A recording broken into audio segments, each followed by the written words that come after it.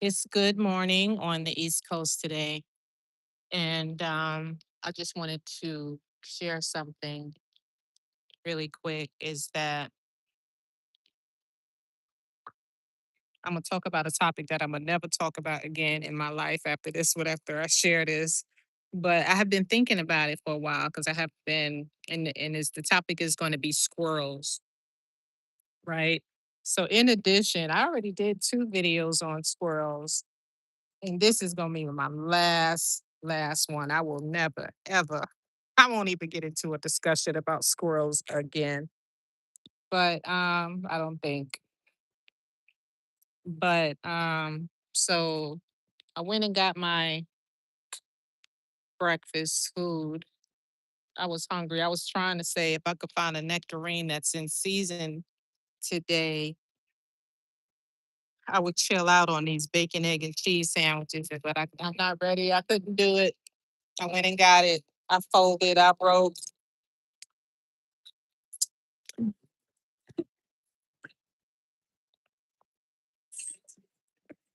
And I said, let me go sit in the park. Just chill out here. I don't feel like doing nothing today at this moment. And I'm going to chill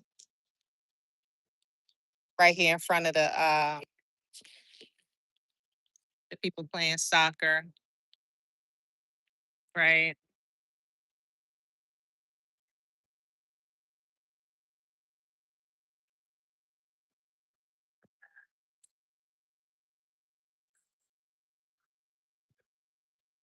And I was on another bench, and then I saw a squirrel darting real fast towards me, and I rolled my I just sucked my teeth. I got up and I moved to another location. But then this is the part I want to share. It sounds really stupid, but it's really something I had been thinking when I saw different types of every now and then I see a different type of squirrel, right? And so this is what I typed in. I said, are there documented incidents where squirrels and rats mate? I have been seeing some funny looking squirrels. That's how I typed it into perplexity. And so it came back and said, no, there are. Lockmile says, hey, Lockmile. It says, no, there are no documented incidents of squirrels and rats successfully mating, and they are biologically too different to produce offspring.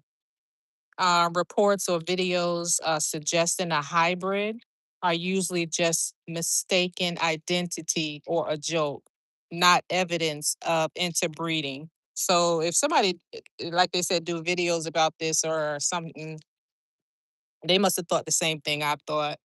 Um, you know, and then it says why they can look similar. Squirrels and rats both are both rodents, so they can share similar body shape, their tails, their behavior when seen quickly from afar. That's that makes it easy to mistake a squirrel for a rat. But no, I see them up close and I look at the texture of the body and I'm like, hmm, they doing the do. But it says here, no, they don't. Um, so it talks about when to be cautious, when the animal has patchy fur, scabs, a hunched body, or seem disoriented, like when they start running real fast towards you, or stuff like that. They may be sick rather than looking unusual. So they say in that case, avoid. I never feed these animals. Avoid feeding or touching it, especially in a city where both squirrels and rats can be active around the same spaces. Um, so the ones I'm talking about, like, have that dark fur, and it sounds like most like a black squirrel or a fox squirrel rather than a rat squirrel hybrid.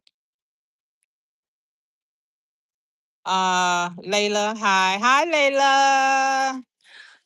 Love you, love you back, sending love back.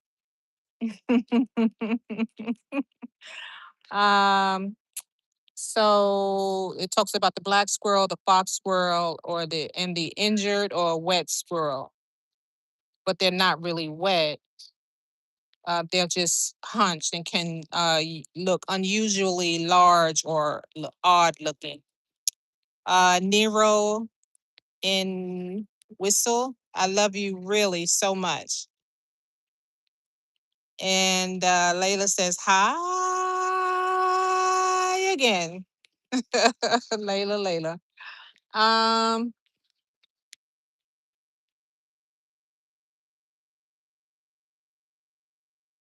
and that's all I wanted to share today. Cause I was like, I come to the park often, but certain parks have, you know, you know how people feed the pigeons or they feed the squirrels or the little animals and stuff around. And some of them have different behaviors than others at different other parks. And some of them look different. And it just made me think like, are they mating together and stuff like that? So that's that. I'm just enjoying my time out here right now.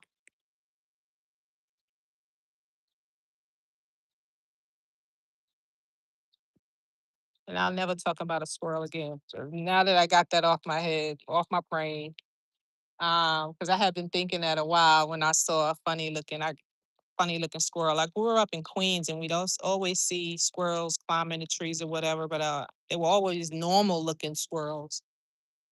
But to be out here and see some that can mimic a rat, I'm like, are they those two species mentor England, being together and stuff? I don't know.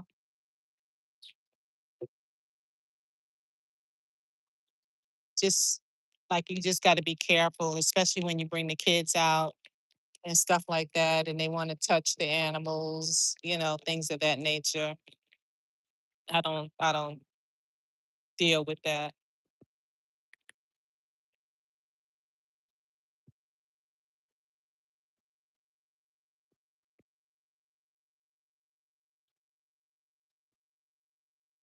Oh, another thing I wanted to ask, and I'll do it right here on my video, so I don't have to. I'll never think about that again either. Let me ask AI. Um,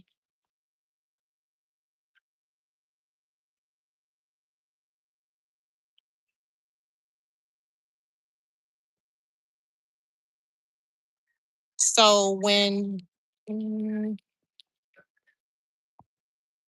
so when I'm doing videos on YouTube or yeah, on YouTube.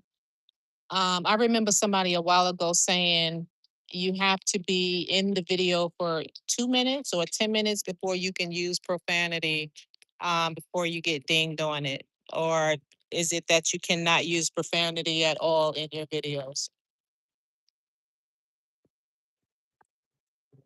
So, some of the latest guidelines from 2026, YouTube has relaxed its bounds. Strong profanity can now appear even in the first 7 seconds of a video without automatically losing monetization. But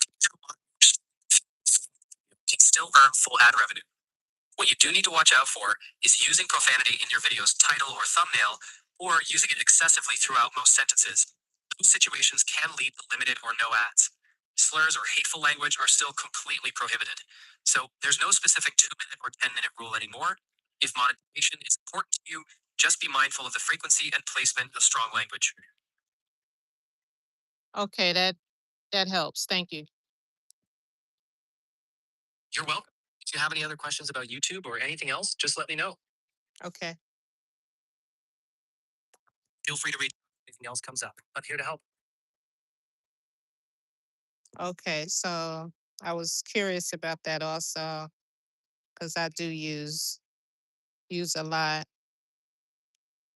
So based on the latest guidelines from 2026, YouTube has relaxed its rules. Strong profanity can now appear even in the first 7 seconds of a video without automatically losing monetization. Occasional, moderate, or strong profanity throughout the video can still earn full ad revenue. What you do need to watch out for is using profanity in your video's title or thumbnail, or using it excessively throughout most sentences. Those situations can lead to limited or no ads. Slurs or hateful language are still completely prohibited. So there's no specific 2 minute or 10-minute rule anymore. So that's interesting. That's good.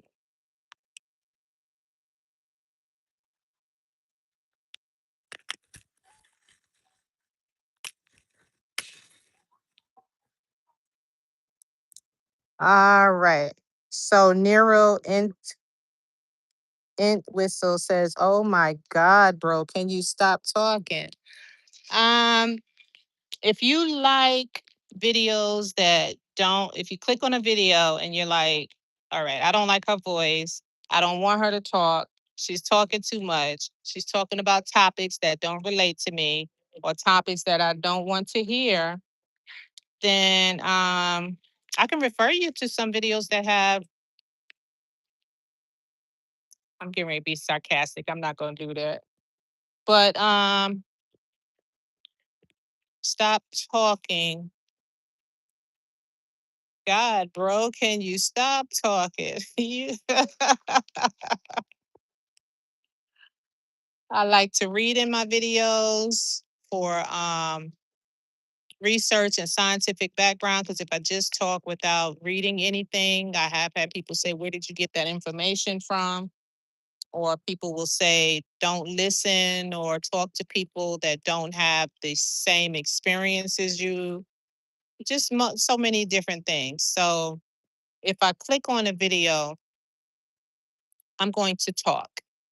When I don't talk, I'll play music and be doing things that I want to do or walking. And at some point I will have some talking in there. So to satisfy you on that, that's not something I look forward to doing. And I hope you find someone that you can relate to, that makes you happy, whether they're talking or not talking. Okay. All right. So those are two things I was thinking about, and I was to brain dump it here on my channel. And now that I looked it up, I can satisfy what I was thinking and got some information on it, which were the squirrels, and then using profanity on my videos. So within 7 seconds, let it rip when I feel the need to. All right. Peace.